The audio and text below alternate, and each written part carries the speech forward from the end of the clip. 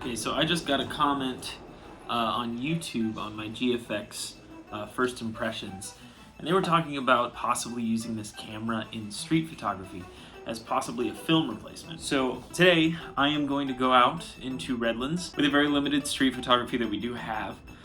There's not that much life in Redlands, but there is some. And I'm gonna try and take some pictures. I'm gonna record it, and we are going to give you the results on if this is a viable street photography camera in replacement of a film camera.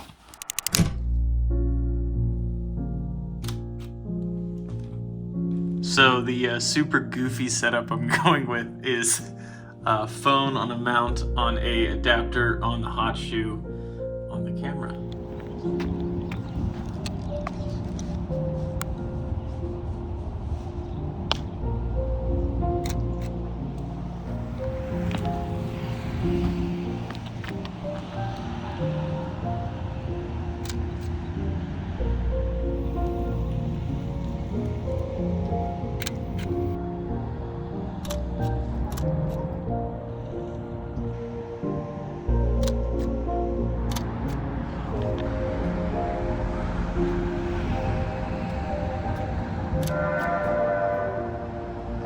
No, I'm just taking pictures, walking around. Yeah. Have a good one. All right, man.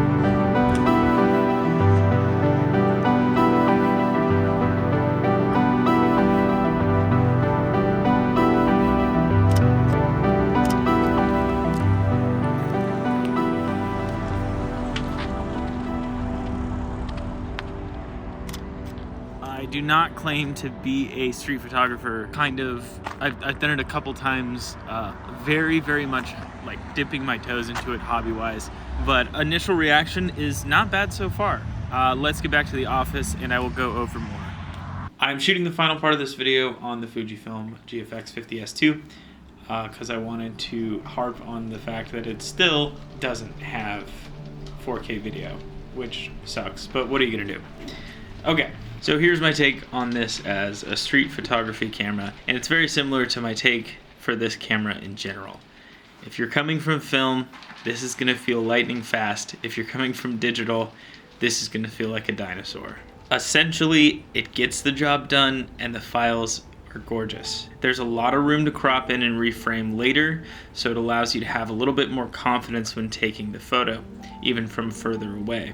One of the tougher spots on this camera in general is that when you're using focus peaking, the resolution of the eyepiece and the monitor lower drastically. In this case, specifically for street photography, I don't see that as an issue that much. You're generally zone focusing or pre-focusing anyway, so when you're checking the focus peaking on your monitor, you're really just trying to get a rough estimate anyway, and most people will be shooting at a higher f-stop. So that less precise focus peaking is actually fine in this case. For me, I feel like this camera is worth it to take pictures on the street with. The only thing I would say is it is a little bit large and it looks very professional. When I'm taking pictures on the street, I prefer to have the least professional looking camera I possibly can so that it's not super obvious I'm taking pictures. It was extremely zen and fun for me shooting all these photos, and I think I'm going to do this more often with different types of lenses to challenge myself. So thank you guys for watching, and bye forever. It's impossible to cover this lens completely.